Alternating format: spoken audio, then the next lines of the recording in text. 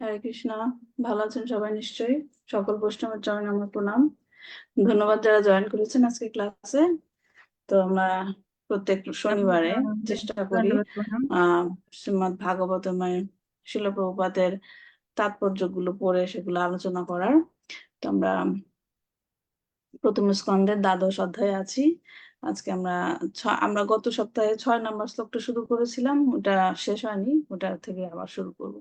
তো প্রথমে আমরা জয় রাধা মাধব এবং মঙ্গলাচরণ দিয়ে শুরু করব। মাতাজি আপনি শুরু করুন। যত্ন করবো, মাতাজি শুরু করুন। হরে কৃষ্ণ। মাতাজি দণ্ডবত প্রণাম সকল বৈষ্ণবের প্রতি। জয় রাধা মাধব কুঞ্জ বিহারে, জয় রাধা মাধব কুঞ্জ বিহারে, জয় গোপী জন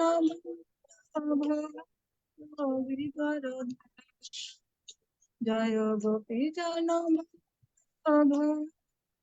গিরিবরধারী, যশোদানন্দন ব্রজ জনরঞ্জন, যশোদানন্দন ব্রজ জনরঞ্জন, যমুনা তীর বনচারী, জয় রাধা মাধব কুঞ্জ বিহারী, হরে কৃষ্ণ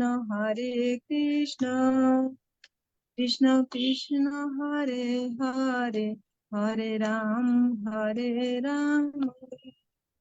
রাম রাম হরে হরে, জয় প্রভুপাদ জয় প্রভুপাদ, জয় প্রভুপাদ, জয় জয় প্রভুপাদ, জয় জয় প্রভুপাদ, নিতাই গৌর হরি হরি নিতাই গৌর হরি। অজ্ঞানতিমিরান্ধস্য জ্ঞানাঞ্জনা শলাকয়া চক্ষুর্মিলিতাং যেন তস্मै শ্রী গুরুবে নমঃ। শ্রী চৈতন্য মনোভীষ্টং স্থাপিতং যেন ভূতলে স্বয়ং রূপ পদময়ং দদাতি স্বপদান্তিকং। বন্দেহং শ্রীগুরু শ্রীযুত পদকমলং, শ্রীগুরুণ বৈষ্ণবাংশ শ্রীরূপং সাগ্রজাতং সহগুণ রঘুনাথাং বিতাং সজীবং সাধুতাং সাবধূতাং পরিজন সহিতং কৃষ্ণ চৈতন্য দেবং শ্রীরাধা কৃষ্ণ পাদান সহগুণ ললিতা শ্রী বিশাখানিধাংশ। হে কৃষ্ণ করুণা সিন্ধু দীনবন্ধু জগৎপতে গোপীশাক্তাকান্ত রাধাকান্ত নমস্তুতে। তপ্ত কাঞ্চন গৌরাঙ্গী রাধে বৃন্দাবনেশ্বরী বিশ্বভানুসুতে দেবী প্রণমামি প্রিয়ে। পঞ্চাকল্পতরুভ্যশ্চ কৃপা সিন্ধু এবচ পতিতানাং পাবনেভ্যো বৈষ্ণবেভ্যো নমো নমঃ। নমো বিষ্ণু পাদায় কৃষ্ণ পৃষ্ঠায় ভূতলে শ্রীমতে ভক্তিবেদান্ত স্বামিন্বিতে নামিনে। নমস্তে সারস্বতে দেবে গৌরবাণী প্রসারিণে নির্বিশেষ শূন্যবাদী বর্ষত্ব দেশোধারিণে। জয় শ্রীকৃষ্ণ চৈতন্য প্রভু নিত্যানন্দ শ্রী অদ্বৈত গদাধর শ্রীহরি গৌর ভক্ত। হরে কৃষ্ণ কৃষ্ণ মাতাজি আপনার মাইকটা মিউট হয়ে গেছে। জয় মুদির ছিন্নতাম স্বাগতা কৃষ্ণ পূর্ণ শ্রবণ কীর্তন বেদস্তাহ ভদ্রাণি নির্বিধুনতি সুহৃৎ সম। নষ্ট প্রায়েষু ভদ্রেষু নিত্যং ভাগবত সেবয়া ভগবতের উত্তম শ্লোকে ভক্তির ভগবতী নষ্টি। ওং নমো ভগবতে বাসুদেবায়, ওং নমো ভগবতে বাসুদেবায়, ওং নমো ভগবতে বাসুদেবায়। হরে কৃষ্ণ। শ্রীমদ্ ভাগবতম কি জয়, শিল প্রভুপাদ কি জয়, গৌর প্রেমানন্দে হরি। আজকে আমরা 6 নম্বরে অর্ধেক থেকে শ্লোকটা থেকে পড়বো, শেয়ার করছি।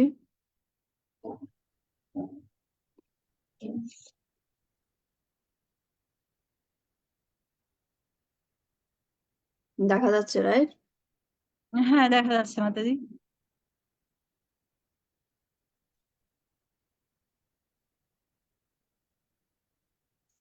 ওকে, সো এই অধ্যায়টা কি? অধ্যায়ের টাইটেল হচ্ছে কি? পরীক্ষিত মহারাজের জন্ম। হ্যাঁ, তো প্রথম দিকে আমরা জেনেছিলাম, প্রভুজি হয়তো ক্লাসে ছিলেন কিনা, এইখানে যে বর্ণনা করা হচ্ছে কে কাকে বলছে।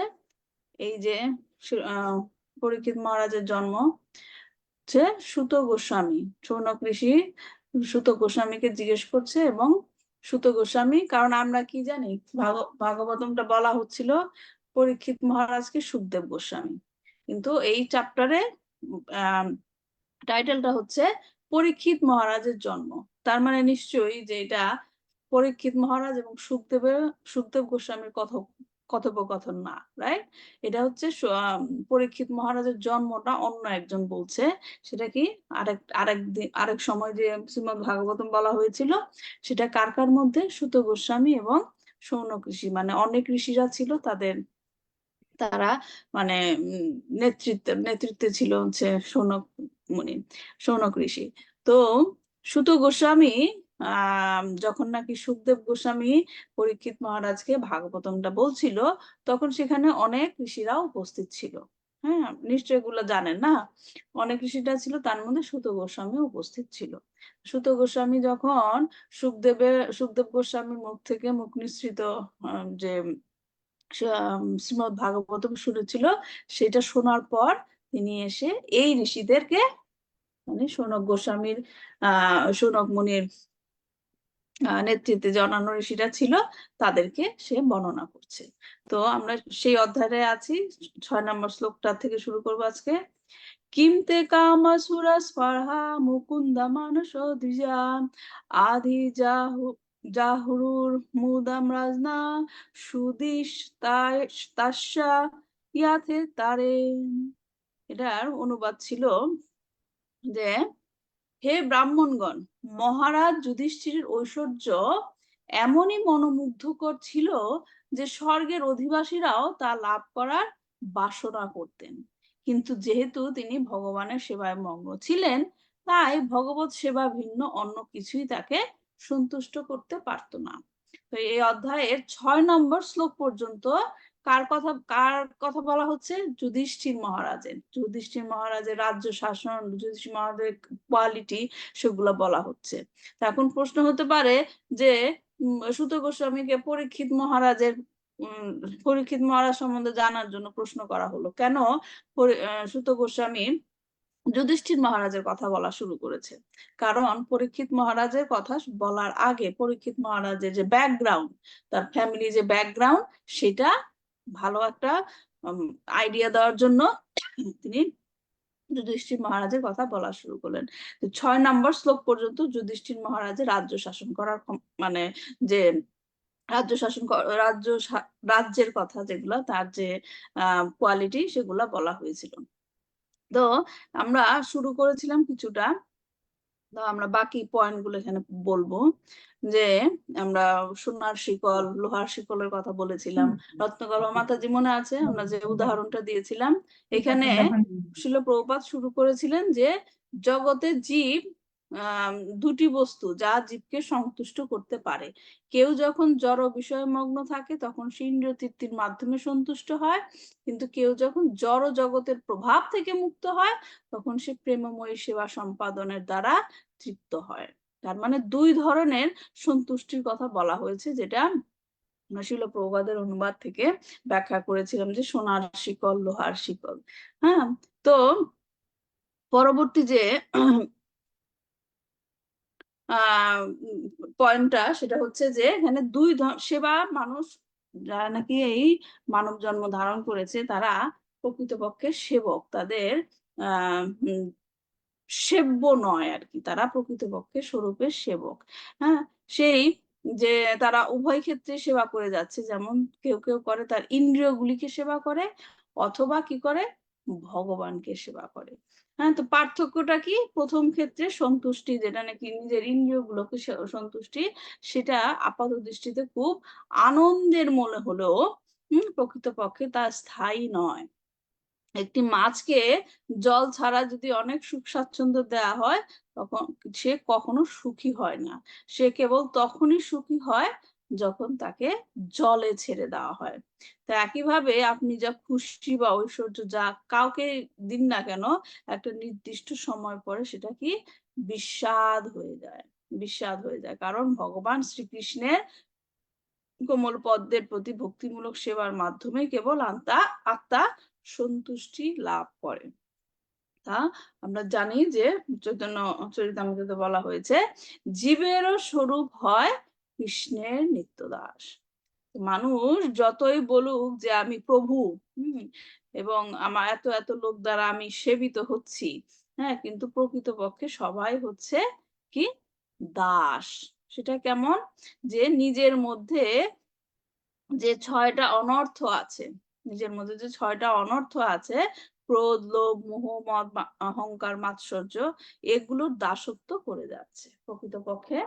হ্যাঁ, তারা আপাত দৃষ্টিতে দেখাচ্ছে আমার অনেক লোক আছে আমাকে সেবা করে, কিন্তু আসলে তারা কিন্তু প্রকৃতপক্ষে নিজেরাই হচ্ছে সেবক। তার ভিতরে যে 6টা এই রয়েছে অনর্থ, সেগুলোকে প্রতিনিয়তই সেবা করে যাচ্ছে। হ্যাঁ, এবং এই সত্য তখনই উপলব্ধি হয়, তখনই কেবল উপলব্ধি হয় যখন আধ্যাত্মিক জ্ঞানের দ্বারা, আধ্যাত্মিক জ্ঞানের দ্বারা নিজের পরিচয় চিনতে পারা যায়। নিজের পরিচয় চিনতে পারবো। আর যতদিন এই বোধটা আমাদের হবে না এবং বুঝেও সেই মতো চলবো না, ততদিন এই জড় সংসারে কি হবে? বদ্ধ হয়েই থাকতে হবে। সেটা কেমন? যে আমি যদি নিজের পরিচয়টা নাই বুঝতে পারি, যতদিন পর্যন্ত নিজের পরিচয় নাই বুঝতে পারবো, ততদিন মিথ্যা একটা ভ্রান্তিতে ভ্রান্তিতে থাকবো যে আমি সবার দ্বারা পূজিত হচ্ছি, আমি নিজের যে অবস্থান দাস সেটা বুঝতে পারবো না। আবার অনেকে আছে সবকিছু বোঝানো হয়, তারপরও সেটা তারা বুঝতে পারে না বা সেটাকে কাজের মাধ্যমে দেখায় না। তো এই রকম যাদের অবস্থা, যারা নিজের পরিচয় জেনেও বুঝতে পারে না অথবা নিজের পরিচয় জানেই না, তাদেরকে এই জড়জগতে বদ্ধ হয়েই থাকতে হবে। এবং যারা এই সত্য জানেন, উপলব্ধি করেছেন, এবং সেই উপলব্ধি নিজেই সংসারের সমস্ত কাজ, সে উপলব্ধি নিয়েই সংসারের সমস্ত কাজ করে যাচ্ছেন, তিনি এই সংসারে থেকেও মুক্ত থাকেন। বোঝা গেল কথাটা? যে যারা নাকি নিজের পরিচয়টা জানে না এবং জেনেও সেভাবে কাজ করে না, তারা এই জড়জগতে বদ্ধই থেকে যায়। আর যারা নাকি এই সত্যকে জেনেছে, সত্যকে উপলব্ধি করেছে এবং সত্যকে উপলব্ধি করার পরও সমস্ত কাজকর্ম করে যাচ্ছে, তারা কি এই জড়জগতে থেকেও মুক্ত থাকে। যেমন শিল প্রভুপাদ জড়জগতে ছিল, কিন্তু তারপরও তিনি সবকিছু থেকে মুক্ত ছিলেন। যুধিষ্ঠির মহারাজ ছিলেন এমন একজন।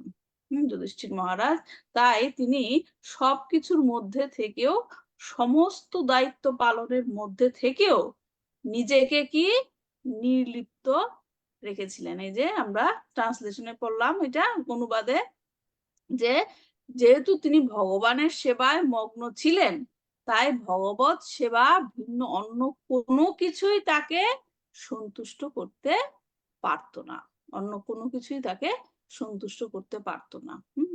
তো তিনি যে এত সমস্ত ঐশ্বর্য, লোকপাল এবং রাজ্য শাসনের সাফল্য তাকে আনন্দ দিতে পারে নাই, যদিও শুদ্ধ ভক্ত এগুলোর আকাঙ্ক্ষা করে না। ন ধনং ন জনং ন সুন্দরী কবিতা জগদীশ কাময়ে মম জন্মনি জন্মনীশ্বরে ভগবতাৎ ভক্তির অহৈতুকী তুই। এই হচ্ছে ভক্তের ভক্তের হচ্ছে মনের অবস্থা। হ্যাঁ, আপনা থেকে। আর ভগবান শ্রীকৃষ্ণ কি বলেছেন গীতাতে? যে আমার ভক্তরা যা আছে তাদের মধ্যে তা তো থাকবেই, এবং যা তাদের মধ্যে নেই, হ্যাঁ, যে ল্যাক আছে, আমি সেটাকে পূর্ণ করে দেই। তো যে ভক্তরা, তারা এগুলো তাদের মধ্যে আকাঙ্ক্ষা করে না, কিন্তু যদি তার জীবন ধারণের জন্য সেগুলো দরকার হয়, সেগুলো তার মধ্যে আপনা থেকেই চলে আসে। তো যুধিষ্ঠির মহারাজ ছিলেন মুকুন্দ মানস। এখানে শ্লোকে দেখেন কি বলছে, মুকুন্দ মানস দ্বিজা। মুকুন্দ মানস কি? মুকুন্দ, মুকুন্দ কাকে বলা হচ্ছে? মুকুন্দ এখানে কাকে বলা হচ্ছে? কৃষ্ণ মাতাজি হ্যাঁ, শ্রীকৃষ্ণ কে? কে বলছেন? শ্রীকৃষ্ণ। শ্রীকৃষ্ণ। তো শ্রীকৃষ্ণকে এখানে মুকুন্দ নামে ডাকা হচ্ছে। মুকুন্দ নামের অর্থটা কি? কেন মুকুন্দ ডাকা হয় ভগবান শ্রীকৃষ্ণকে? গত ক্লাসে বলেছিলাম, মুকুন্দ, কেন মুকুন্দ ডাকা হয় ভগবানকে? মুক্তিদাতা। মুক্তিদাতা। মুক্তিদাতা হ্যাঁ, হুম। মুক্তিদাতা। তার মানে এটা কেন তাকে, যে ভগবান শ্রীকৃষ্ণকে বিভিন্ন নাম যে তারা আছে, তার লীলা অনুসারে বিভিন্ন নাম না। ভগবত গীতায় অর্জুন কৃষ্ণকে বিভিন্ন সময়ে বিভিন্ন নামে ডেকেছেন।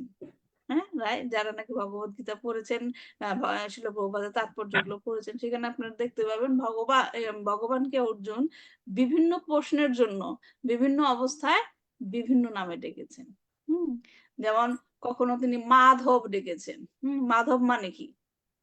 মাধব, মাধব হচ্ছে কি? শ্রী লক্ষ্মী দেবীর পতি। শ্রী লক্ষ্মী দেবীর পতি। তো লক্ষ্মী দেবী কি? ভাগ্য, মানে সৌভাগ্য লক্ষ্মী বলা হয় না, সৌভাগ্য লক্ষ্মী। তো যখন নাকি মাধব নামে শ্রীকৃষ্ণকে ডাকা হতো, কি প্রশ্নের আন্ডারে ডাকা হতো? যে তুমি, মাধব ডাকতো, তার পিছনের কারণটা ছিল যে তুমি সৌভাগ্য দেবীর, সৌভাগ্য লক্ষ্মীর পতি, তারপরে তুমি আমাকে এমন যুদ্ধে প্ররোচিত করছো কেন, যেটা আমাদের দুর্ভাগ্য ডেকে আনবে। রাইট?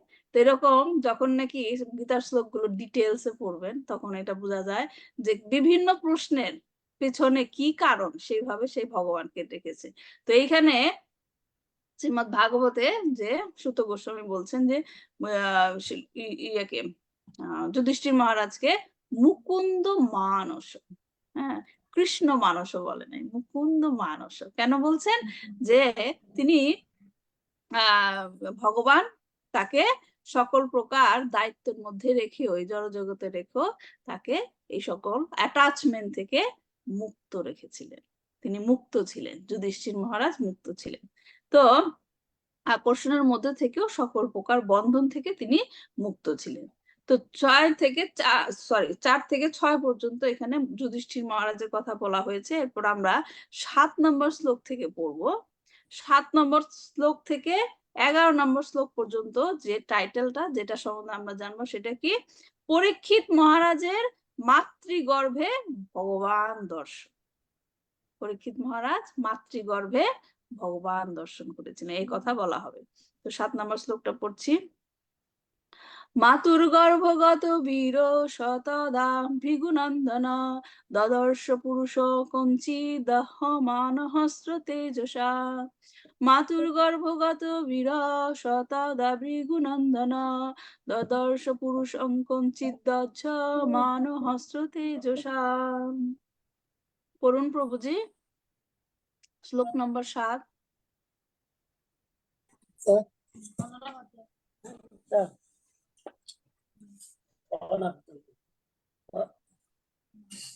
মাতৃগর্ভত বিরস তথা বিগুনন্দন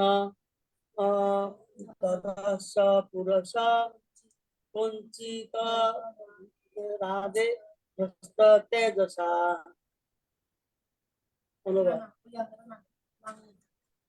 মাতৃ মাতা, গর্ভ গর্ভ, গত সেখানে, উপস্থিত উপস্থিত হই, বীর মহান যোদ্ধা, স শিশু পরীক্ষিত, তদা সেই সময়ে, বিগুনন্দন হে বিকু পুত্র, তদস্য দেখতে পেয়েছিলেন, পুরুষম পরমেশ্বর ভগবানকে, কিঞ্চিত কঞ্চিত কেউ দেহমান দহমান দগ্ধ হবার যন্ত্রণা, অস্ত্র ব্রহ্মাস্ত্র, তেজস্বামানী তাপ।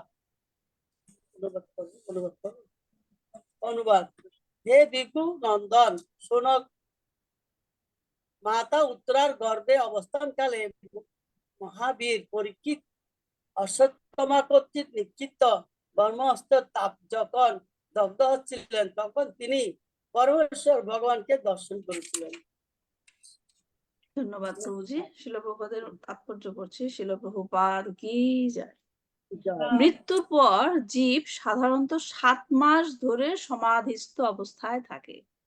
জীব তার কর্ম অনুসারে পিতার বীর্যের দ্বারা মাতার গর্ভে প্রবেশ করে এবং এইভাবে সে তার বাঞ্ছিত দেহ প্রাপ্ত হয়। এটি জীবের পূর্বকৃত কর্ম অনুসারে জন্মগ্রহণের নিয়ম।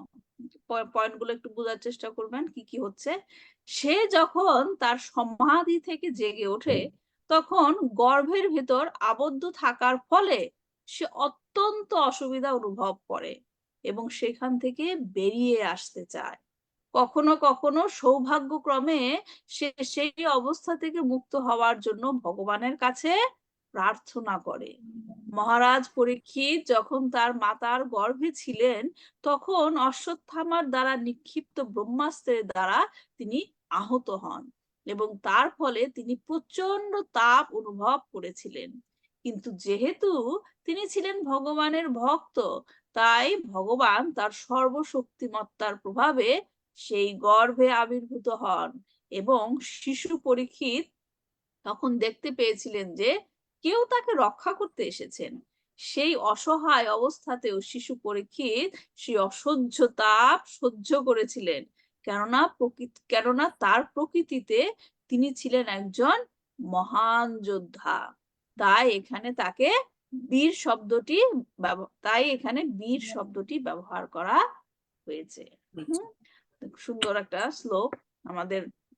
হ্যাঁ, মানে অবস্থানটা কোথায় থাকি আমরা, কোথায় আসি, কেনই বা আসি, হ্যাঁ, সেগুলা সুন্দরভাবে মানে পয়েন্ট গুলো যদি আমরা বুঝতে পারি সেটা বুঝতে পারবো। তো এখানে যেটা তাৎপর্যে অনুবাদে বলা হচ্ছে যে ব্রহ্মাস্ত্রের তাপ।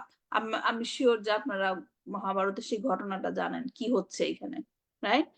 যে হ্যাঁ জানেন নিশ্চয়ই, মাথা জাগাচ্ছে। হ্যাঁ, সেই ঘটনাটা আর কি যখন যুদ্ধের শেষে আর কি এগুলা হচ্ছে, যখন অশ্বত্থামা পাগলের মতো হয়ে গিয়েছিল, যে দুর্যোধনকে কথা দিয়েছিল, সে কথা রাখার জন্য পাগলের মতো হয়ে গেছিল, এবং যখন সে পাণ্ডবদের মারতে গিয়েও পঞ্চপাণ্ডবকে মারতে গিয়েও পারলো না, দ্রৌপদীর 5 ছেলেকে মেরে ফেললো, তখন সে পাণ্ডবদের বংশ ধ্বংস করার জন্য যে শেষ যে বংশধর পরীক্ষিত মহারাজ, যার জন্মই হয়নি, গর্ভে ছিল, মাতার গর্ভে, সে গর্ভস্থ অবস্থায় তাকে মেরে ফেলার চেষ্টা করেছিল। হ্যাঁ, তখন এটা আসরিক কাজ, মানে দেখলে মনে হয় যে ব্রহ্মাস্ত্র ছুঁড়ে গর্ভের সন্তানকে ধ্বংস করেছিল। সে আসরিক কাজকর্ম এখন পৃথিবীতে অহরহ হচ্ছে না, গর্ভস্থ অবস্থায় শিশুকে মেরে ফেলে। আধুনিক ভাবে আসরিক কাজগুলো করা হয়, রাইট? তখন আধুনিক ভাবে করা হয় দেখে সেগুলাকে কি মনে হয় যে খারাপ কিছু না, মানে এগুলো আসলে যখন নাকি আপনি এগুলো ডিটেলস মানে পড়বেন, শাস্ত্রগুলো পড়বেন, যেগুলো ঘটে গেছে, যখন নাকি এই কুরুক্ষেত্রের পাণ্ডব এবং কৌরবদের মধ্যে একই সংসারে এরকম যুদ্ধ, সেটা অনেকে বলে যে কৃষ্ণ থাকতে এগুলো কেন হলো।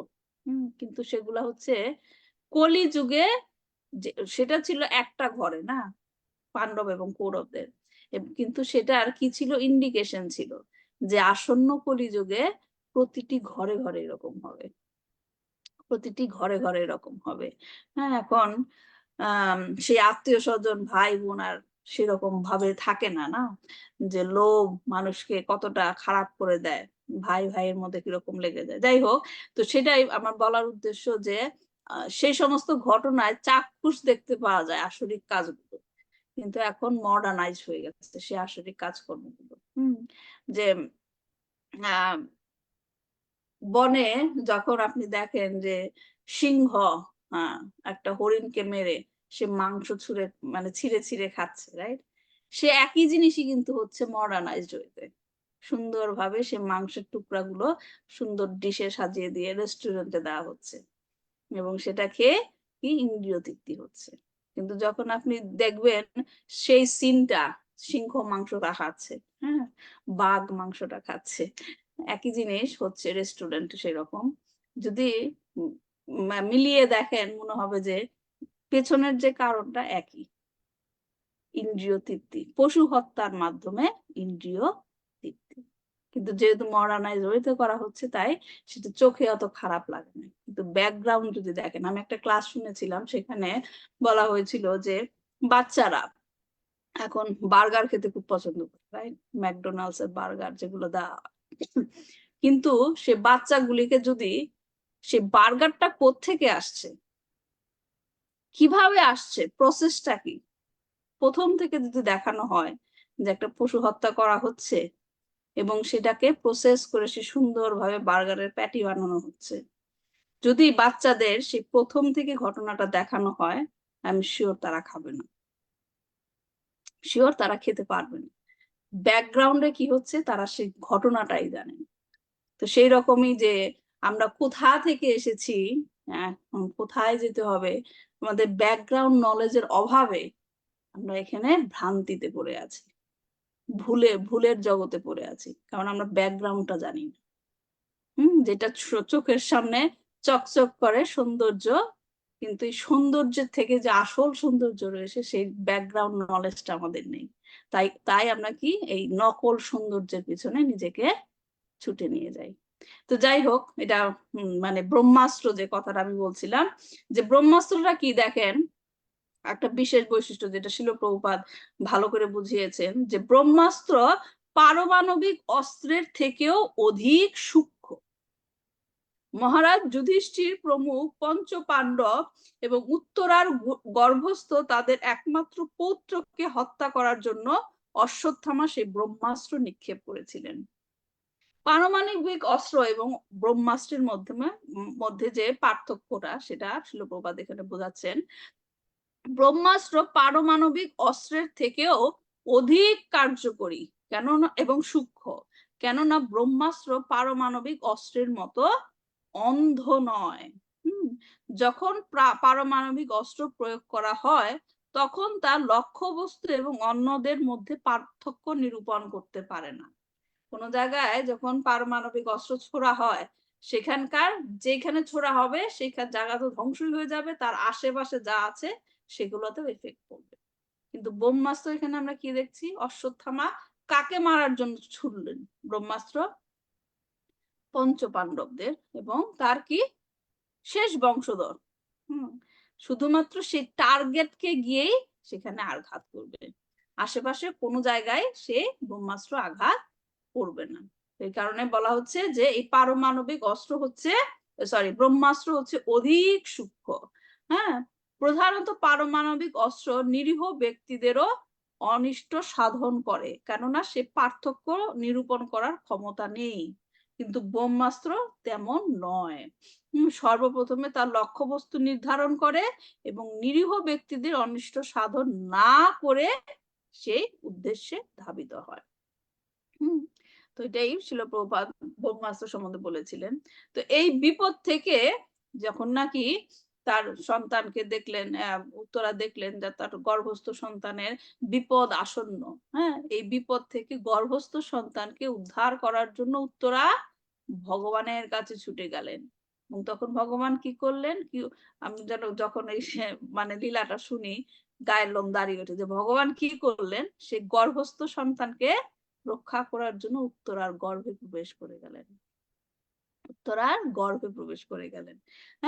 তো এখানে যে এই জিনিসগুলো আবার পরে একটু ডিটেলসে বলছি।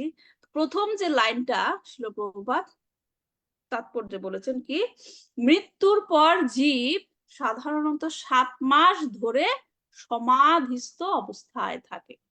এই যে প্রক্রিয়াটা, প্রক্রিয়া যে গর্ভধারণ করার পর বা গর্ভধারণ হয় কিভাবে, সেখান থেকে গর্ভধারণের প্রক্রিয়াটা, সেটা কি তৃতীয় স্কন্ধে, ভাগবতমের তৃতীয় স্কন্ধে বর্ণিত আছে। কপিল মুনি তিনি তার মাকে বলছিলেন, আমি সেখান থেকে অনুবাদ গুলো পড়ছি।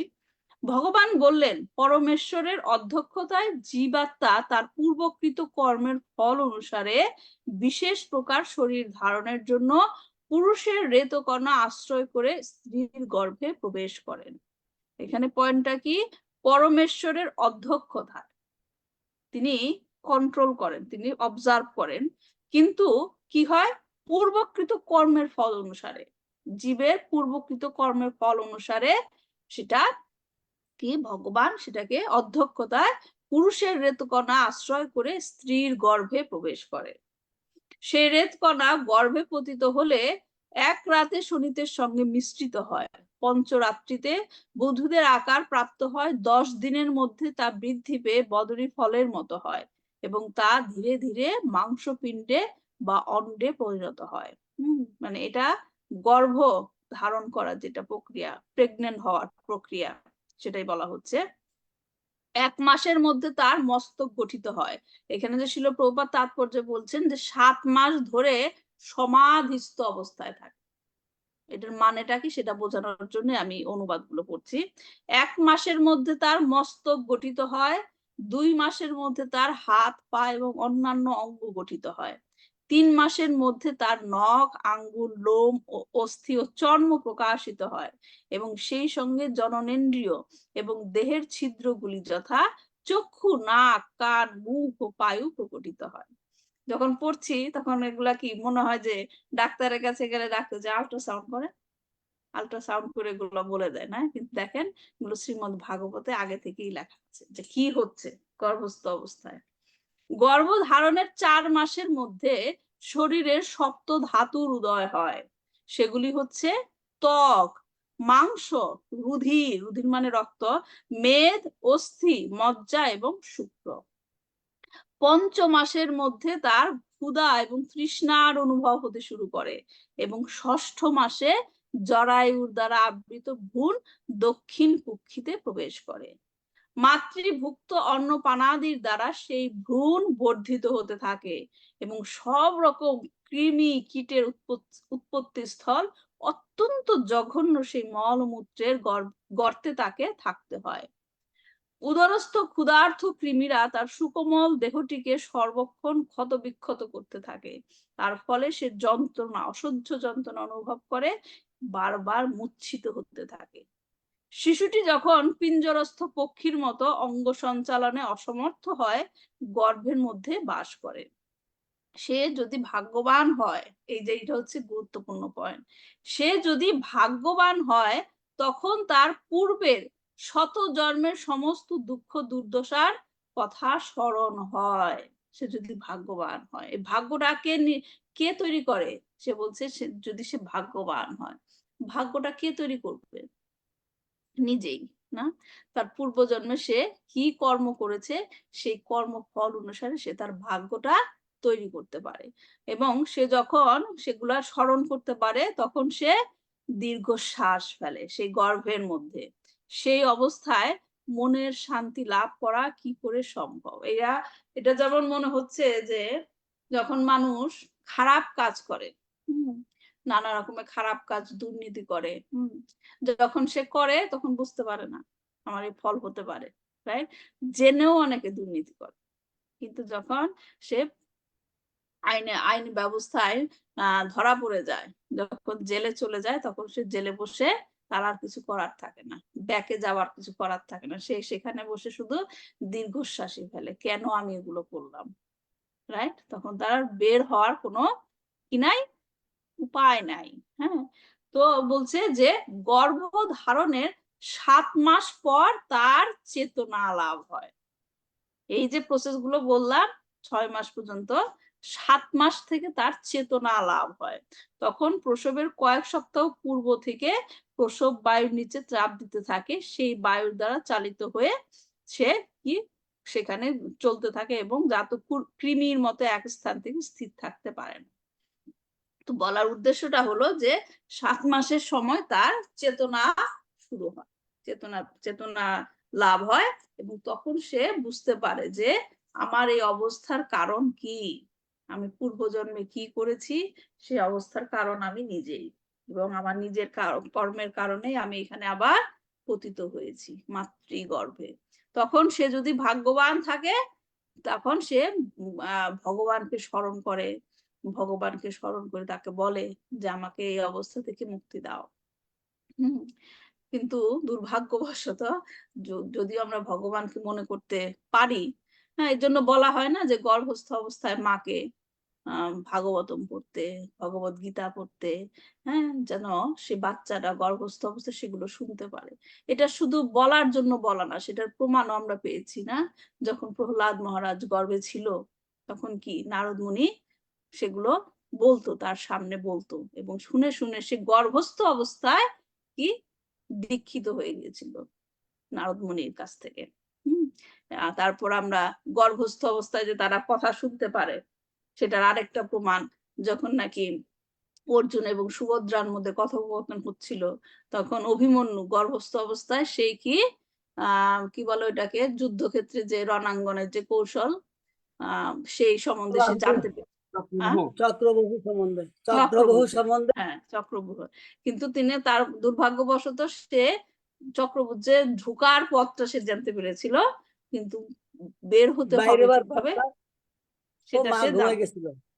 হ্যাঁ, তো যাই হোক, এটা হচ্ছে প্রমাণ যে আমরা যে বলি গর্ভ ধারণ করলে, গর্ভ ধারণ করার পূর্বেও কি গর্ভ ধারণ সংস্কার করতে হয়, হ্যাঁ, চ্যান্টিং করতে হয়, যেন যাকে আমাদের গর্ভে আসার জন্য আমরা মানে অ্যাকসেপ্ট করার চেষ্টা করছি, তাদেরকে যেন আমরা কি মুক্তি প্রদান করতে পারি, সেজন্য ভগবানে তার মতি রাখতে পারে। তো এই কারণে সবকিছু নিয়ম কানুনের মধ্যে হয়ে গেলে তখন আর সেগুলা সমস্যার সৃষ্টি হয় না।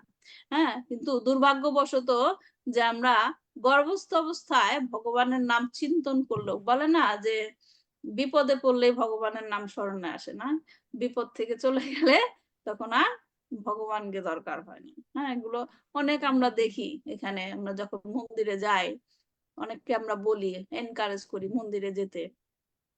তারা বিশেষ করে কখন যায়, যখন জীবনে দুঃখ অবস্থায় থাকে, হ্যাঁ, ফ্রাস্ট্রেটেড অবস্থায় থাকে, হ্যাঁ, চাকরি পাচ্ছে না, ওয়াইফকে নিয়ে আসতে পারছে না বাংলাদেশ থেকে বা অন্য দেশ থেকে। হ্যাঁ, আমার এমন একটা ঘটনা মনে পড়ছে যে আমাদের এক পরিচিত তার ওয়াইফকে নিয়ে আসতে পারছিল না, ভিসা প্রবলেম, অনেক সমস্যা হচ্ছিল। রেগুলার সে মন্দিরে যেত ভগবানের কাছে। তারপর লাস্টের দিকে সে মানে নিয়ে আসতে পারছে না তার ওয়াইফকে, সে ফ্রাস্ট্রেটেড হয়ে গেল এবং সে ভগবানকে মানে সে ভগবানকে বলেছে এবং আমাদেরকে পরে বলেছে যে চ্যালেঞ্জ করার মতো, ভগবানকে চ্যালেঞ্জ করেছে যে এইবার যদি আমি ওকে না আনতে পারি তোমার কাছে আর আমি আসবোই না, চ্যালেঞ্জ করার মতো, রাইট? তো সে ঠিক আছে, আমরা তখন শোনার পর হাসলাম, কিন্তু দেখেন সে কিন্তু তার ওয়াইফকে নিয়ে আসলো, কিন্তু মন্দিরে যাওয়া বন্ধ করে দিল। সে বুঝতেই পারলো না যে ভগবান তাকে কোন ভাবে হেল্প করেছে। হ্যাঁ, এবার তাকে সে মন্দিরে যাওয়াই বন্ধ করে দিল। ইভেন কি এমনও হয়ে গেছে সে এখন যে ভগবানের বিরুদ্ধে কথা বলা শুরু করেছে। তো এই যে ভগবান যে তাদেরকে এত ভাবে সাহায্য করে, হ্যাঁ, সাহায্য করে অনেক ভাবে, তাদেরকে তার পথে নিয়ে যাওয়ার জন্য চেষ্টা করে, সে কিন্তু সেই জিনিসটা পজিটিভলি নিতে পারতো, তাই না? যে ভগবানের কৃপাতেই আমি তাকে নিয়ে আসতে পেরেছি, এখন আমি ভগবানের কাছেই থাকবো তাকে নিয়ে, তাই না? কিন্তু সে কি করলো, উল্টা করলো। তো যাই হোক, সে আমার বলার উদ্দেশ্যটা হলো, গর্ভ থেকে আমরা ভগবানকে ডাকি যে আমার এই অবস্থা থেকে উদ্ধার করো, কিন্তু গর্ভ থেকে যখনই আমরা বের হয়ে আসি, তখনই আমরা কি ভগবানকে ভুলে যাই। তো এই জন্য কি করা উচিত, উপায়টা কি? যারা মা বাবা তারা জানছেন, এই যে আমরা এখন এই ঘটনাগুলো পড়ছি, জানছি শ্রীমদ্ ভাগবত থেকে, এই দায়িত্বটা মা বাবার নিতে হবে।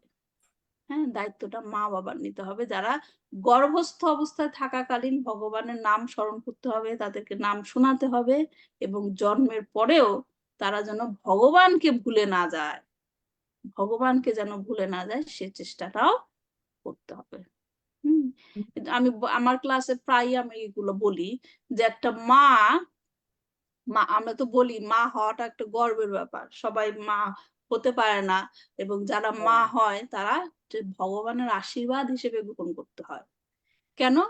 কারণ ভগবান তার এক ভক্তকে, যিনি ভগবানকে ভুলে গেছে, এখন তার মুক্তির উপায় এই মানব শরীর ধারণ করে তার কাছে পৌঁছে দেওয়া, রাইট? এগুলো আমরা জেনেছি ক্লাসে।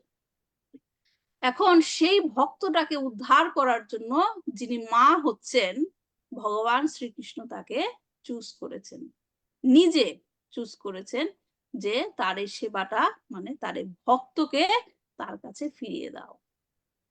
বুঝতে পারছেন একটা মার ভাগ্য কত, একটা মার ভাগ্য কত, ভগবান নিজে তাকে চুজ করেছে যে আমার এই ভক্তকে তুমি আমার কাছে ফিরিয়ে দাও। তার মানে মার দায়িত্বটা কতটুকু, মা দায়িত্বটা কত। হ্যাঁ, আমরা জানি যে মা হলে অনেক দায়িত্ব, কিন্তু মূল দায়িত্বটা কি, মূল দায়িত্বটা কি সেটা বুঝতে হবে। হ্যাঁ, এই জড়জগতে তাকে নিয়ে এসেছেন, জড়জগতে চলার মতো তাকে উপযোগী করে তুলতে হবে অবশ্যই, কিন্তু এই জড়জগতে যেন তাকে আর ফিরে না আসতে হয় সেই ব্যবস্থাটাও তাকে করে দিতে হবে, তাকে সাহায্য করতে হবে। যাই হোক, আমাদের আলোচনা অন্যদিকে চলে যাচ্ছে। হ্যাঁ, তো এই গর্ভাবস্থায় পরীক্ষিত মহারাজ অশ্বত্থামা দ্বারা নিক্ষিপ্ত ব্রহ্মাস্ত্রের প্রচন্ড তাপে যখন যন্ত্রণা পাচ্ছিলেন, তখন ভগবান সেখানে উপস্থিত হলেন, গর্ভে ভগবান উপস্থিত হলেন তাকে রক্ষা করার জন্য। কেন ভগবান সেখানে উপস্থিত হলেন? ভগবান তো অন্য কোনো কিছু দিয়েও তাকে রক্ষা করতে পারতেন, স্বয়ং ভগবান কেন সেখানে উপস্থিত হলেন, কি মনে হয়? একজন ভক্ত ছিলেন। ভক্ত ছিলেন, তিনি জন্ম থেকেই পরম ভক্ত ভগবান শ্রীকৃষ্ণের। হ্যাঁ, তো গর্ভাবস্থায় ভগবান তাকে দর্শন দিয়েছিলেন এবং তিনি ভগবানের দ্বারা সর্বদা সুরক্ষিত ছিলেন। এই কারণে পরীক্ষিত মহারাজকে কি বলা হয়, আরেকটা নামে কি ডাকা হয়, বিষ্ণুরতা। তিনি সদা সর্বদা ভগবান বিষ্ণুর দ্বারা সুরক্ষিত, বিষ্ণুরতা। তো কিভাবে, সরি কি হয়েছে, তো কিভাবে তিনি ভগবানের দর্শন পেয়েছিলেন? আমরা তো জানলাম যে তিনি ভগবান সেখানে গর্ভে উপস্থিত হলেন। এখন আমরা জানবো যে পরীক্ষিত মহারাজ কি রূপে ভগবানের দর্শন পেয়েছিলেন, সেটা পরবর্তী শ্লোক থেকে শুরু হবে। অঙ্গুষ্ঠমাত্রমলং স্ফুরৎপুটনমৌলিনম অপিব্য দর্শনং শ্যামং তরিদাসসমুচ্যুতম।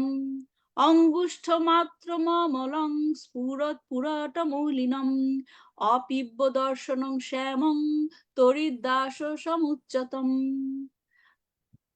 ডেজি মাতাজি পড়ুন, আপনি অনেকদিন পড়েন না।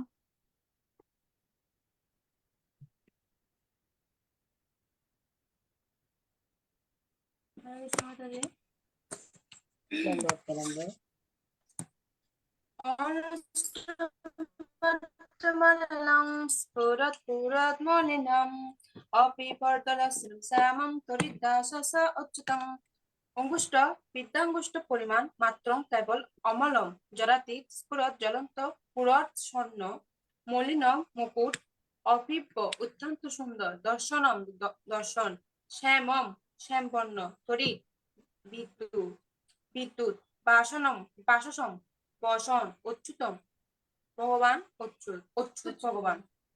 অনুবাদ, তিনি ভগবান ছিলেন মাত্র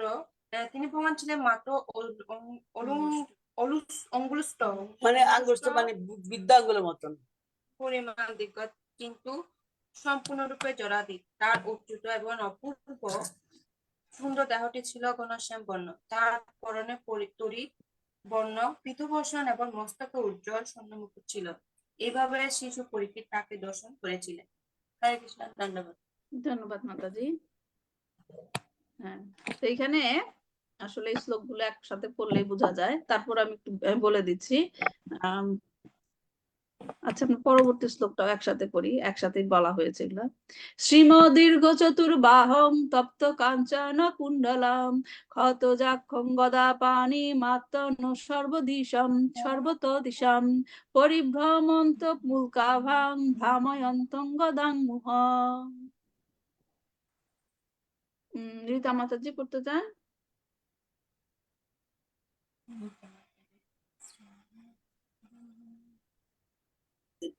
শ্রীমদীর্ঘ বাহুম তপ্ত কাঞ্চন কুণ্ডলম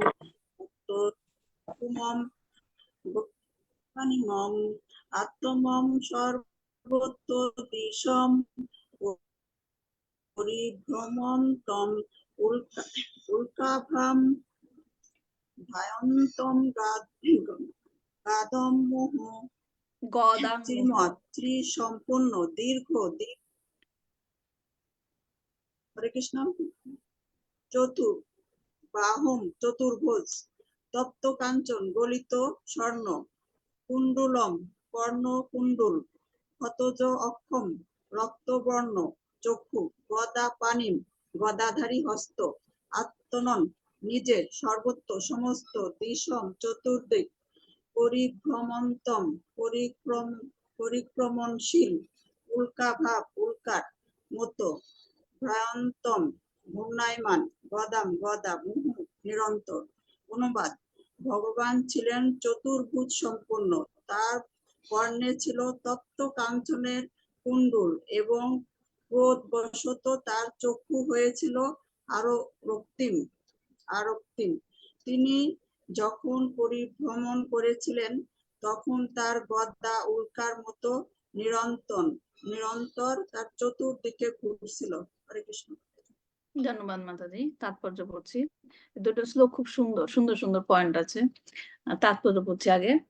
ব্রহ্ম সংহিতায় ৫ম অধ্যায়ে বলা হয়েছে যে পরমেশ্বর ভগবান গোবিন্দ তার এক অংশের দ্বারা ব্রহ্মাণ্ড মণ্ডলে প্রবেশ করে পরমাত্মা রূপে কেবল প্রতিটি জীবের হৃদয়েই নয়, অধিকন্তু জড় তত্ত্বের প্রতিটি পরমাণুতে পর্যন্ত প্রবিষ্ট হন। এইভাবে ভগবান তার অচিন্ত শক্তির দ্বারা সর্বব্যাপ্ত, এবং এইভাবে তিনি তার প্রিয় ভক্ত মহারাজ পরীক্ষিতকে রক্ষা করার জন্য উত্তরার গর্ভে প্রবেশ করেছিলেন। শ্রীমদ্ ভগবত গীতার ৯ম অধ্যায়ের ৩১ শ্লোকে বলা হয়েছে, ভগবান সেখানে আশ্বাস দিয়েছেন যে তার ভক্তের কখনো বিনাশ হবে না। ভগবত ভক্তকে কেউ হত্যা করতে পারে না, কেননা ভগবান তাকে রক্ষা করেন। আর ভগবান যখন কাউকে হত্যা করতে চান তখন কেউই তাকে রক্ষা করতে পারেন না। ভগবান সর্বশক্তিমান এবং তাই তার ইচ্ছা অনুসারে তিনি রক্ষা করতে পারেন, আবার হত্যাও করতে পারেন। তিনি তার ভক্ত মহারাজ পরীক্ষিতের সম্মুখে এক কঠিন পরিস্থিতিতে তার মাতৃ জঠরে তার দৃষ্টিশক্তির উপযুক্ত রূপে প্রকট হয়েছিলেন। ভগবান হাজার হাজার ব্রহ্মাণ্ডের থেকে বড় হতে পারেন, আবার সেই সঙ্গে পরমাণুর থেকেও ক্ষুদ্র হতে পারেন। তিনি কৃপাময়, তাই তিনি সীমিত জীবের দৃষ্টিশক্তির উপযুক্ত রূপ ধারণ করেন। তিনি অসীম, আমাদের কোনো গণনার দ্বারা তাকে মাপা যায় না। তিনি আমাদের কল্পনার থেকেও অধিক বৃহৎ হতে পারেন, আবার আমাদের ক্ষুদ্রতম ধারণার থেকেও ক্ষুদ্রতর হতে পারেন, কিন্তু সর্ব অবস্থাতেই তিনি সেই সর্বশক্তিমান ভগবান। উত্তরার গর্ভে অঙ্গুষ্ঠ পরিমাণ বিষ্ণু এবং বৈকুণ্ঠ ধামবাসী পূর্ণ নারায়ণের মধ্যে কোনো পার্থক্য নেই। তিনি তার অক্ষম ভক্তদের সেবা গ্রহণ করার জন্য অর্চা বিগ্রহ রূপ ধারণ করেন। অর্চা বিগ্রহের কৃপায় জড়জগতের সমস্ত ভক্ত অনায়াসেই ভগবানের সমীপবর্তী হতে পারেন, যদিও তিনি জড় ইন্দ্রিয়ের অগোচর।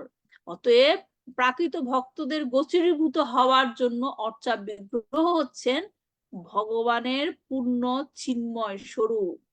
ভগবানের এই অর্চা বিগ্রহকে কখনো জড় বলে মনে করা উচিত নয়, যদিও বদ্ধ জীবের কাছে জড় ও চেতনের মধ্যে বিশাল পার্থক্য রয়েছে, তথাপি ভগবানের কাছে তার কোনো পার্থক্য নেই। ভগবানের কাছে সবকিছুই চিন্ময়, এবং তেমনি ভগবানের সঙ্গে ঘনিষ্ঠ সম্পর্কে যুক্ত শুদ্ধ ভক্তের কাছেও সবকিছুই চিন্ময়। এই যে ভগবান এবং ভক্তের যে একই লেভেলে চলে যাওয়া, এটা আমরা আগের শ্লোকগুলোতে পড়েছি। তখন আমরা দেখি যে পরীক্ষিত মহারাজ ভগবানকে যে দর্শন করলেন, কি রূপে দর্শন করেছিলেন। আঙ্গুষ্টা মাত্রাম আমালাম, বৃদ্ধাঙ্গুলের মতো, বৃদ্ধাঙ্গুলের সমান, এইটুকু বৃদ্ধাঙ্গুলের সমান, এবং কি আমালাম মানে সম্পূর্ণরূপে জরাতীত। জরাতীত মানে কি, কে ব্যাখ্যা করতে পারবেন? জরাতীত মানে কি? জড়াতীত মানে হরে কৃষ্ণ মাতাজি, হ্যাঁ, জড়াতীত মানে জড়ের মধ্যে উনি আসেই না। না, জড়াতীত মানে হচ্ছে জড় জগতের, হ্যাঁ প্রভুজি বলতে জড় যাচ্ছেন, জগতের বাইরে। হ্যাঁ জড় জগতের যে গুণগুলো আছে ওগুলোর বাইরে উনি, জ্বরের অতীত। কোনো হ্যাঁ গুণ দ্বারা উনি মানে হ্যাঁ, ইয়া হয় না, জড়াতীত, প্রভাবিত তাকে হয় না। কোনো কিছুই ছুতে পারে না, হতে পারে। তাই তো? হ্যাঁ। তারপর স্ফুরত পুরাটা মৌলি নাম, তার মাথায় ছিল উজ্জ্বল স্বর্ণ মুকুট। আপিব্যা দর্শনাম শ্যামাম, ঘন শ্যাম বর্ণের দেহ, তার দেহের বর্ণ ছিল ঘন শ্যাম। তাদিদ বাসানাম বাসাসাম আচ্যুতাম, এবং তার পরনে ছিল কি পীত বসন, যেখানে মনে হচ্ছিল যে ঝলকা মানে আলোর যে ঝলকানি সেটা মনে হচ্ছিল সেখান থেকে আলো বিচ্ছুরিত হচ্ছে। তড়িৎ বর্ণের পীত বসন। তারপর 9 নম্বর শ্লোকে বলা হয়েছে কি শ্রীমৎ দীর্ঘ চাতুর্বাহম, তার চতুর্ভুজ ছিল, সে 4টা বাহু ছিল, সে যে মানে ইসেতে গর্ভে তাকে দেখছিলেন, মানে পরীক্ষিত মহারাজ কেমন ভাবে দেখছেন সেটা বর্ণনা করছে।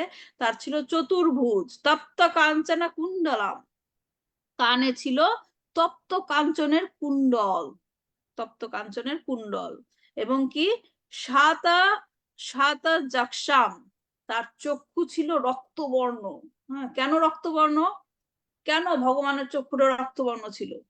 কারণ তার ভক্ত সেখানে কষ্ট পাচ্ছে, তার ভক্ত সেখানে কষ্ট পাচ্ছে, তাই প্রচন্ড রাগে তার চক্ষু ছিল রক্তিম বর্ণ। গাদা পানি, তার গদা ছিল গদাধারী।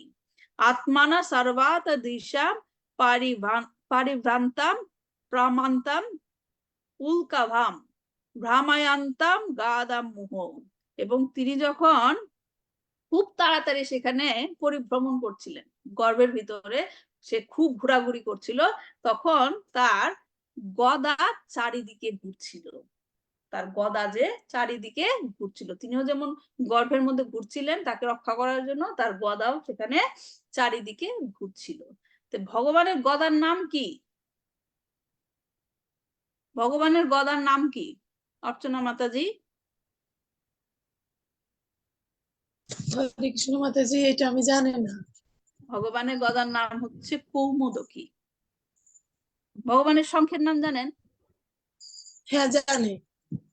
কি? হরে কৃষ্ণ পাঞ্চজন্য। মাতাজি, হরে হ্যাঁ কৃষ্ণ। হ্যাঁ, গদার নামটা আরেকবার একটু বলবেন? কৌমোদকী, কৌমোদকী। ভগবানের গদার নাম হচ্ছে কৌমোদকী। এখানে সুন্দর পয়েন্ট দেখেন যে সেই গদা ঘুরছিল, সেটা আমরা জানবো যে কেন গদা ঘুরছিল। ভগবানের গদার নাম হচ্ছে কৌমোদকী। এই গদা সম্পর্কে ভাগবতমে কপিল দেব, হ্যাঁ, 3য় স্কন্ধের 28 নম্বর অধ্যায়ের 28 নম্বর শ্লোকে কি বলেছেন আমরা একটু শুনি। ভগবানের অতি প্রিয় কৌমোদকী গদার ধ্যান করা উচিত, কৌমোদকী গদার ধ্যান করা উচিত। এই গদা বৈরী বাভাপন্ন অসুরদের সংহার করার ফলে তাদের শোণিত পঙ্কে সিক্ত। এই গদার কাজ কি? যারা নাকি ভগবানের মানে বৈরী বাভাপন্ন, বিশেষ করে তার ভক্তদের যারা কষ্ট দেয় তাদেরকে আঘাত করার জন্য, সংহার করার জন্য এই কৌমোদকী গদা।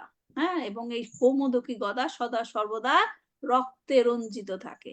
হ্যাঁ, এটা ইন্ডিকেশন যে ভক্তদের যারা কষ্ট দেয় তাদেরকে সংহার করার জন্য এই গদা।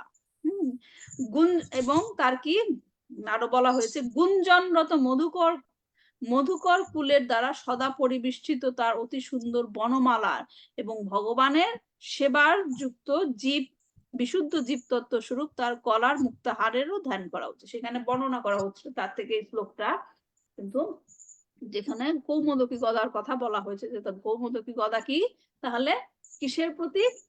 যে ভগবানের ভক্ত কখনো ধ্বংস হয় না, ভগবানের ভক্তের কখনো ক্ষতি হয় না। ভগবানের গদা তাদেরকে সদা সর্বদা সুরক্ষিত রাখে। ভগবানের ভক্তের কখনো বিনাশ হয় না, তারা সর্বদাই ভগবানের এই গদা দ্বারা সুরক্ষিত থাকেন। এবং সেটা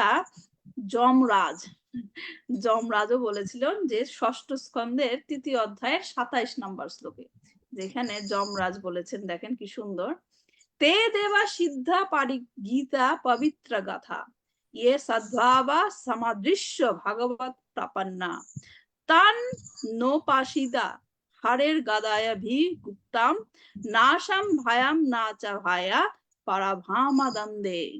অনুবাদটা কি?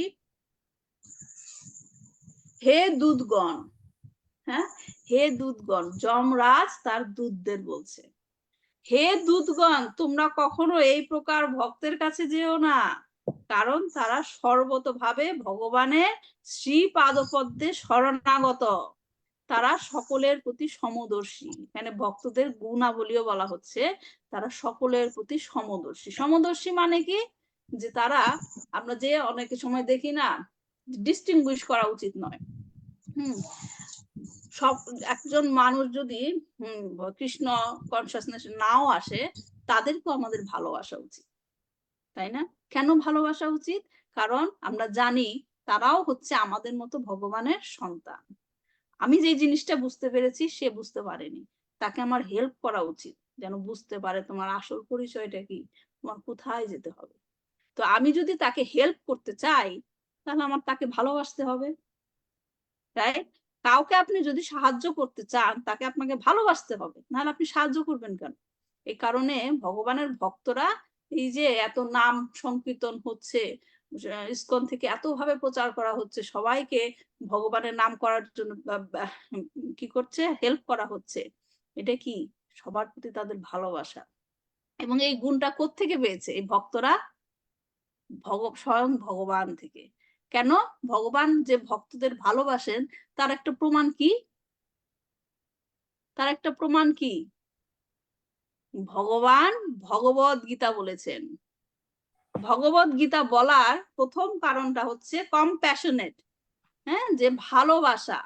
এই ভক্তরা আমাকে ভুলে গেছে, তাকে আমাদের কাছে আসতে হবে, এটাই হচ্ছে তাদের মানে কি ভালো, তাদের জন্য জীবনের এটাই ভালো, তারা আমাদের কাছে ফিরে আসা। এবং তারা বুঝতে পারছে না, এজন্য তাদেরকে আমি এই জিনিসটা বোঝানোর জন্য ভগবদ গীতা দান করলাম। ঠিক আছে, মেইন কারণ ছিল এই কম্প্যাশনেট। এবং ভগবানের এই গুণী ভক্তরা পেয়ে তারা এখন নাম সংকীর্তন প্রচার করছেন। গৌরাঙ্গ মহাপ্রভু যেটা সহজ উপায় দিয়ে দিচ্ছেন, যে যে ফিলোসফিক্যাল নলেজ যদি তুমি বুঝতে না পারো, ঠিক আছে, তুমি সহজ সরল পন্থা অবলম্বন করো, শুধুমাত্র নাম সংকীর্তন করো। তো যাই হোক, এই ভক্তরা হচ্ছেন সকলের প্রতি সমদর্শী, এবং তাদের গুণগাথা দেবতা এবং সিদ্ধরা গান করেন। তাদের কাছে পর্যন্ত তোমরা যেও না যারা নাকি ভগবানের গুণ গাথা করে, দেবতা এবং সিদ্ধরা গান করে। কেন যাবে না? ভগবানের গদা তাদেরকে সর্বতভাবে রক্ষা করে। ভগবানের গদা তাদেরকে সর্বতভাবে রক্ষা করে, এবং ব্রহ্মা আমি এমনকি কাল পর্যন্ত তাদেরকে দণ্ড দিতে পারে। ভগবানের ভক্তদের মানে ভগবান কিভাবে রক্ষা করেন, তাদের কাছে তোমরা যেও না। তো দেখা যাক বা না দেখা যাক, ভগবানের ভক্তদের রক্ষা করার জন্য ভগবানের কৌমোদকী গদা ভক্তের চারপাশে সদা সর্বদা ঘূর্ণায়মান থাকে। নামে ভক্তা প্রণশ্যতি। ভগবান অর্জুনকে বলেছেন যে তুমি দৃঢ় কণ্ঠে ঘোষণা করো, আমার ভক্তের কখনো বিনাশ হবে না। ভগবান গীতাতে বলেছেন নামে ভক্তা প্রণশ্যতি, আমার ভক্তের কখনো কোনো বিনাশ হবে না। কিভাবে? আমরা কারণটা এখানে জানলাম, যে কিভাবে ভগবান তার ভক্তদেরকে রক্ষা করে থাকেন। ভগবানের গদা সদা সর্বদা ভগবানের ভক্তের চারিদিকে ঘুরতে থাকে। হ্যাঁ, কিন্তু সেক্ষেত্রে কি করতে হবে? ভগবানের সারেন্ডার করতে হবে, পূর্ণ সারেন্ডার, যে অবশ্য রক্ষিবে কৃষ্ণ বিশ্বাস ও পালন। শরণাগতির একটা পথ, 6টা শরণাগতির মধ্যে একটা না, অবশ্য রক্ষিবে কৃষ্ণ বিশ্বাস ও পালন। এবং সে বিশ্বাসটা কিভাবে আসবে? আমার পূর্ণ সারেন্ডার হতে হবে ভগবান শ্রীকৃষ্ণের প্রতি। হ্যাঁ, কারণ একটা জিনিস মনে রাখতে হবে, ভগবান তার ভক্তকে কখনো কষ্টে রাখেন না, কখনো রাখেন না। একটা না একটা উপায় তিনি বের করে দিবেনই তাদেরকে সেই বিপদ থেকে উদ্ধার করার জন্য। শুধুমাত্র আমাদের কি কাজটা? আমাদের যথাসাধ্য চেষ্টা করতে হবে, কিন্তু ভগবানের পূর্ণ শরণাগত হয়ে। ঠিক আছে, তো এইখান থেকে এই শ্লোক থেকে, এখন ক্লাসের টাইম শেষ হয়ে যাচ্ছে, কিন্তু এই শ্লোক দুটো থেকে আমাদেরকে দুইটা জিনিস বুঝতে হবে। একটা কি?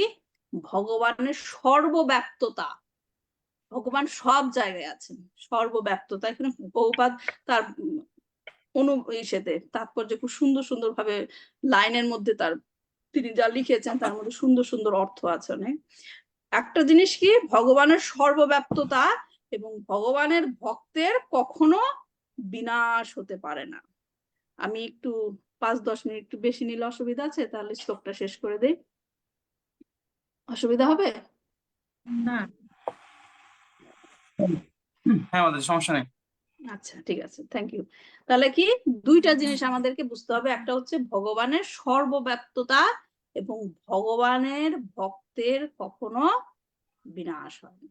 ভগবানের সর্বব্যাপ্ততা বুঝতে গেলে কি, যে ভগবান ক্ষুদ্র থেকে ক্ষুদ্রতর হতে পারে, বৃহৎ থেকে বৃহত্তর হতে পারে, আবার তিনি কি ভারী বস্তুর চেয়ে ভারী হতে পারে এবং সবচেয়ে হালকা বস্তুর থেকেও হালকা হতে পারে।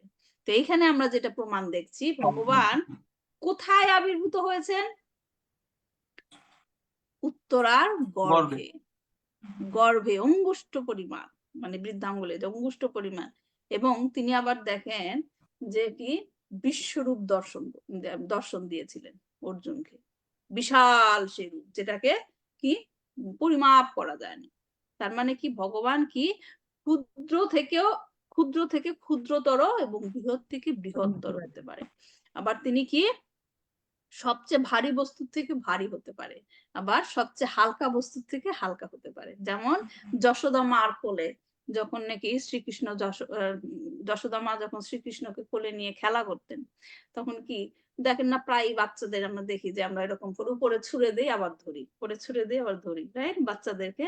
তো যশোদা মা কৃষ্ণকে নিয়ে এরকম খেলা করতেন।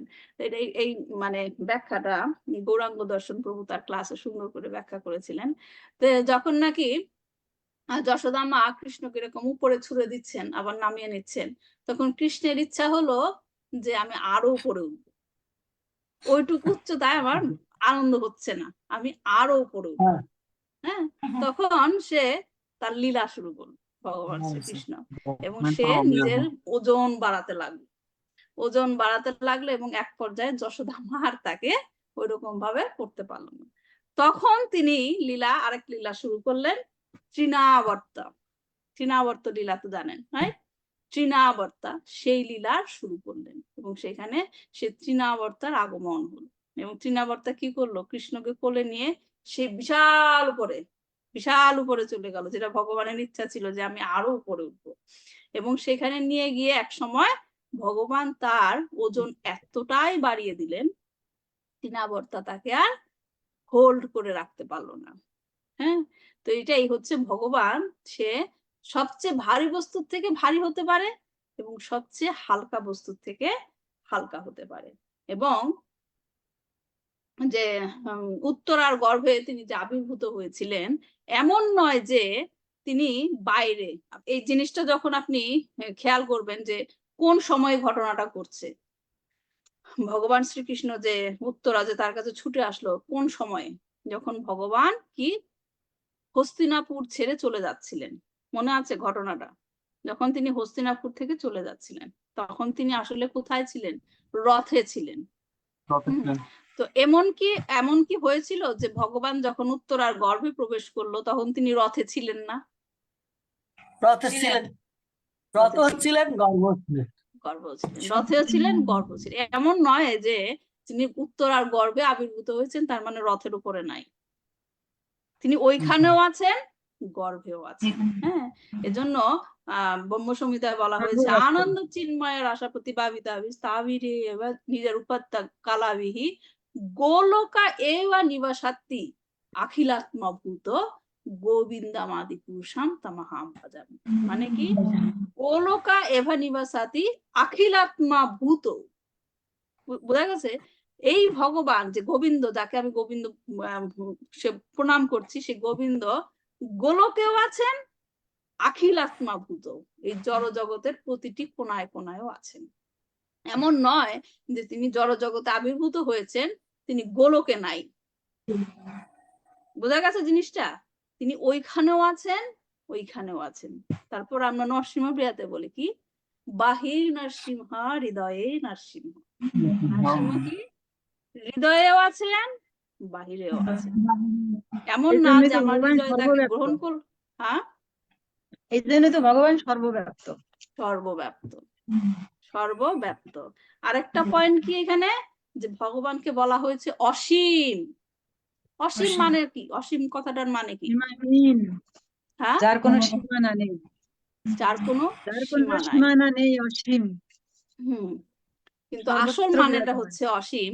আসল কথাটার মানে হচ্ছে যে আমাদের মানে কোনো কিছু সীমা মাপতে আমাদের যা ক্ষমতা, কোনো কিছু সীমা মাপতে আমাদের যে ক্ষমতা, সেই ক্ষমতার বাইরে, এটাই হচ্ছে অসীম। বোঝা গেছে জিনিসটা? এটাই হচ্ছে অসীম, আমাদের ক্ষমতার বাইরে। এর জন্য ভগবানকে বলা হয় অসীম। তার মানে তার সীমা, যদি আপনাকে বলি যে আপনি যে বললেন সীমার বাইরে, তার মানে কি এত বড় হলো, আমার সীমা এতটুক, এর বাইরে আর আমি যেতে পারছি না। কিন্তু ভগবানের অসীম ক্ষমতা, যেটা অসীম মানেটা কি, তিনি আমাদের যে ধারণা, আমাদের চোখ দিয়ে যতটুকু আমরা দেখতে পাই ছোট্ট জিনিস, সেই যে ক্ষমতা, এর চেয়ে বেশি ছোট আমরা জিনিস দেখতে পারবো না, রাইট? মাইক্রোস্কোপ ইউজ করতে হয়, অথবা মাইক্রোস্কোপের ক্ষমতার বাইরেও, তার থেকেও ভগবান ছোট হতে পারে।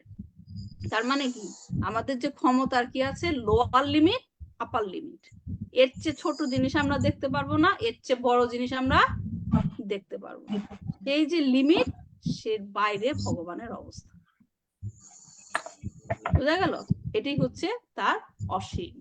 তো তাই ভগবান বিভিন্ন ভাবে আমাদের ক্ষমতা অনুসারে আমরা কোন জিনিসটা দেখতে পারবো, আমাদের লিমিটের মধ্যে, আমাদের লিমিটে মানে আমাদের জন্য কোনটা দৃষ্টিগত হবে, সেইভাবে সে ভগবান প্রকটিত হন।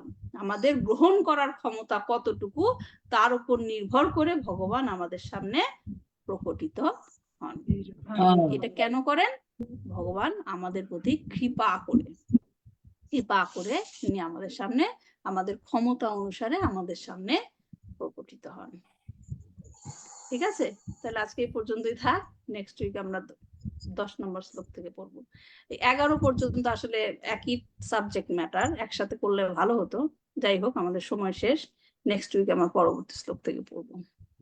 তা আজকে এই পর্যন্তই, নেক্সট উইক আবার দেখা হবে। কারোর কোনো প্রশ্ন আছে? হরে কৃষ্ণ মাতাজি, আমার একটা প্রশ্ন আছে। হ্যাঁ বলেন মাতাজি। এটা কি পূর্বের ক্লাস থেকেই আবার এই ক্লাসকে কেন্দ্র করে দুটো মিলেই কথা হচ্ছে যে পরীক্ষিত মহারাজ যখন দেহত্যাগ করলেন তখন থেকে কি কলিযুগ শুরু হয়েছিল, নাকি শ্রীকৃষ্ণ যখন এই ধরাধাম থেকে অপ্রকট হন তখন থেকে শুরু হয়েছিল? পরীক্ষিত মহারাজের দেহত্যাগের আগে থেকে কলির প্রাদুর্ভাব শুরু হয়েছিল, কিন্তু সেটা মানে কলির বিভিন্ন রকমের, যে কলি আপনার দেখেন নাই যে কলি একটা বৃষকে মারছিল এবং সেখানে পরীক্ষিত মহারাজ গেল।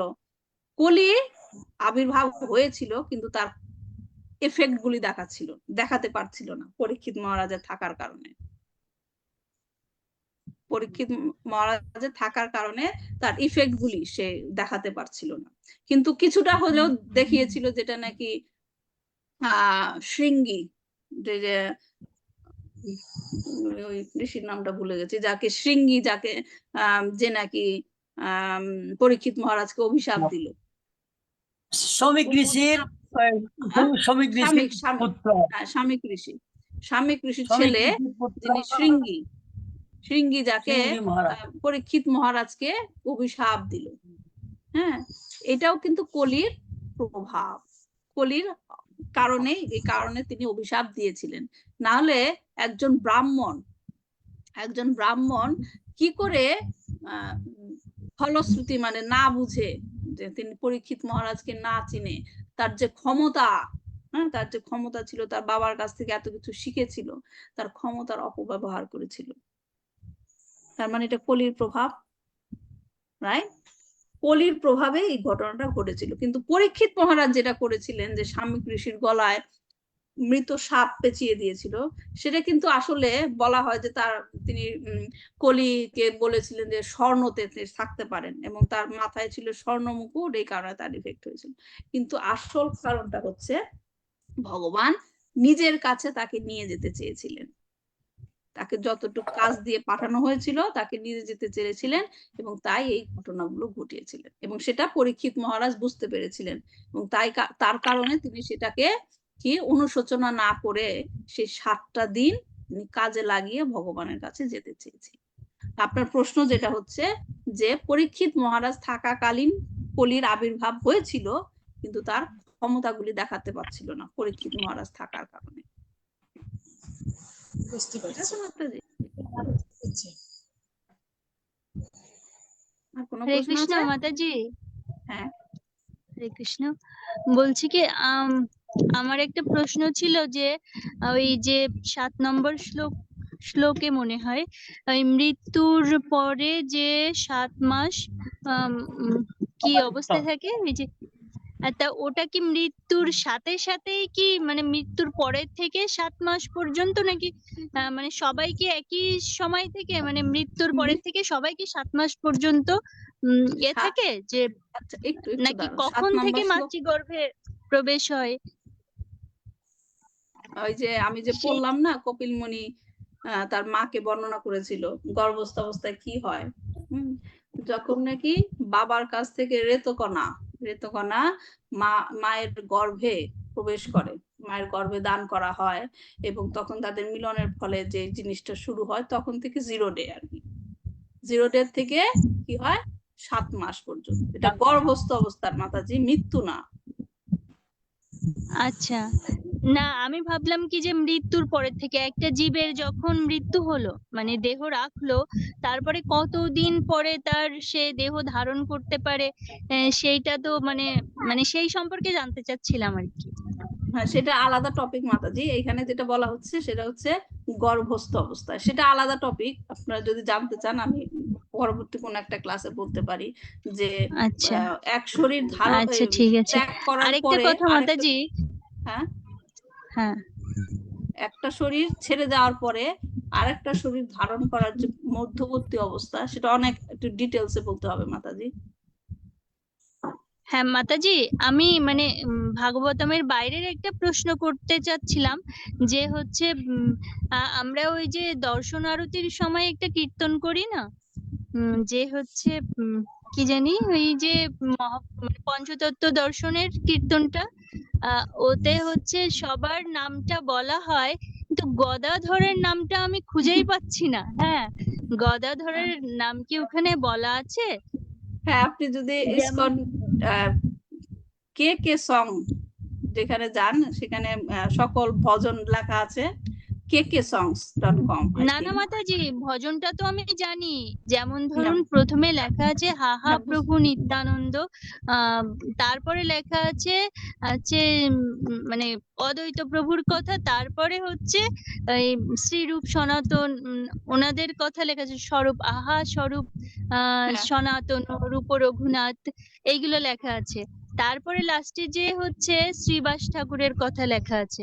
তো আমি গদাধরকে কোথাও খুঁজে পাচ্ছি না। হ্যাঁ, হ্যাঁ, ওর মধ্যেই হ্যাঁ, কি গদাধর আছে কোনো নামে সেইটা জানতে চাচ্ছিলাম। সেটাই আমি বলছি মাতাজি। আপনি যদি কে সংস সার্চ করেন সেখানে সকল ভজনের লিস্ট দেওয়া আছে, এবং সেইখানে আপনি যখন এই পঞ্চতত্ত্বের এই দর্শন আরতিটা পাবেন, সেখানে গদাধরেরও একটা প্যারা আছে। বুঝতে পারছেন মাতাজি? আমি যদি চান আমি আচ্ছা আপনাকে লিঙ্কটা পাঠিয়ে দিতে পারি। আচ্ছা আচ্ছা গদাধরের একটা পয়েন্ট আছে, কিন্তু আপনি যে পয়েন্টটা ধরেছেন, আমি যখন মায়াপুরে গিয়েছিলাম, যখন মঙ্গল আরতিতে জয়েন করেছিলাম, তখন আমি এটা পয়েন্টটা খেয়াল করেছি, আমার ছেলে মেয়েও বলেছে, কিন্তু আসল কারণটা আমি মাতাজি জানি না কেন তারা ওই প্যারাটা বলেন না। এটা এটা আসলে আমার কাছেও মানে অজানা, আমি জানি না কেন, কিন্তু আসল যে ভজনে কে সংসে গেলে আপনি পাবেন ওই প্যারাটা গদাধরের। আচ্ছা, ধন্যবাদ মাতাজি। ধন্যবাদ। আপনি একটু দিয়ে দিয়ে দিলে ভালো হয়, আমি সম্পূর্ণ ভজনটা একটু জানতে চাই। আচ্ছা ঠিক আছে ম্যাডাম, আমি পাঠিয়ে দেবো। হরে কৃষ্ণ। হরে হরে কৃষ্ণ। কৃষ্ণ। প্রিয়তোষ প্রভু, কিছু প্রশ্ন আছে আপনার? হরে হরে কৃষ্ণ মাতাজি, ধন্যবাদ প্রণাম। প্রণাম। আমার কথা হচ্ছে যে আপনার এই কলি বলে না, আপনার কলির মধ্যে তো আপনার ওই স্বর্ণের মধ্যে আছে না, পৌঁছে আপনার কথাটা ক্লিয়ার আর না। কি বলতেছে মাতাজি, আপনার কলি আপনার কিসে কিসে বসবাস করে সেটা জিজ্ঞেস করতেছি। কথাটা ক্লিয়ার হচ্ছে না, আমি বুঝতে পারছি না কি বলেছেন। কেউ কি বুঝতে পেরেছেন? কলি কিসে স্পষ্ট কিসে শুনতে পাচ্ছেন? হয়, মানে কিসে কিসে থাকে, ওনার মনে হয় এটাই জানতে চাচ্ছিলেন। ও কলি হচ্ছে যে চারটা যে জিনিস কলি, এটার ব্যাখ্যা আছে যেখানে নাকি ইনটক্সিকেশন হয়, তারপর কি পশু হত্যা হয়, তারপর ইলিসিট সেক্স হয়, তারপর যেখানে যেটা চারটা রুল প্রভুপাদ বলেছেন, সে চারটা জায়গারই আসলে কলির অবস্থান। স্বর্ণের মধ্যেও থাকে, স্বর্ণের মধ্যেও তিনি বলেছিলেন যে কলি তুমি এখানে থাকতে পারো। তো এখন প্রশ্ন হতে পারে যে স্বর্ণের মধ্যে কলি থাকে, তাহলে আমরা স্বর্ণালঙ্কার পরি কেন? রাইট প্রভুজি, প্রিয়তোষ প্রভু, এটা এটা হয়তো বা প্রশ্ন থাকতে পারে যে স্বর্ণালঙ্কারে যদি কলি থাকে তাহলে আমরা স্বর্ণালঙ্কার পরি কেন? এই প্রশ্নটা আমিও করেছিলাম হ্যাঁ, মাতাজি। প্রভুকে। হ্যাঁ, হ্যাঁ, হ্যাঁ, আমি সেটাই বলতেছি যে মাতাজিকে তো বেশি আপনার স্বর্ণ ইউজ করে আর কি।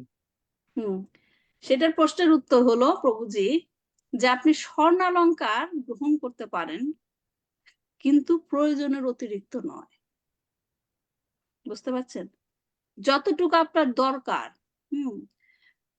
এখান থেকে একটা শিক্ষণীয় বিষয় আছে, কারণ আমরা কি করি, যা থাকে তার থেকে আরো বেশি চাই, রাইট? যতটুক দরকার তার থেকে আরো বেশি কিছু চাই। সেই যে কলির প্রাদুর্ভাব আপনার মধ্যে তখনই পড়বে যখন আপনি যতটুক দরকার তার থেকে বেশি পাওয়ার জন্য সময় ব্যয় করেন। সোনা আছে, সোনা এখানে একটা প্রতীক রূপ আর কি, প্রতীক রূপ। যেমন ধরেন অর্থ, অর্থ হিসাবে সেটা আপনি বলতে পারেন যে অর্থ যা আছে আপনার জীবন ধারণের জন্য, কিন্তু আপনি যদি তার থেকে বেশি হ্যাঙ্কার করেন আরো বেশি পাওয়ার জন্য, তখনই কলি আপনাকে অ্যাটাক করবে। বুঝতে পারছেন? প্রয়োজনের অতিরিক্ত অত্যাহার, অত্যাহার যেটা বলা, অত্যাহার শুধুমাত্র খাবার কথাই না, অত্যাহার মানে প্রয়োজন যা তার থেকে অতিরিক্ত সময় আপনি যদি ব্যয় করেন, তখনই আপনি কলির প্রভাবে চলে যাবেন, কলির প্রভাবে প্রভাবিত হবেন। আর মানে স্বর্ণালঙ্কার পরা যায়, স্বর্ণালঙ্কারের মধ্যে কলি থাকলেও পরা যায়, কিন্তু প্রয়োজনের অতিরিক্ত নয়। হ্যাঙ্কারিং যেটা বলা, আরো চাই আরো চাই, সেইটার কথা বলা হচ্ছে। ঠিক আছে, ধন্যবাদ মাতাজি, অসংখ্য ধন্যবাদ। আর কারো কোনো প্রশ্ন আছে? ঠিক আছে, তাহলে আজকে রাখি, দেখা হবে আবার নেক্সট উইকে। মানসা কল্পতরুবশ্য কৃপা সিন্ধু পতিতানাং পাবনেভ্যো বৈষ্ণবেভ্যো নমো নমঃ। শ্রীমদ্ ভাগবতম কি জয়, শিল প্রভুপাদ কি জয়, গৌর প্রেমানন্দে হরি হরি।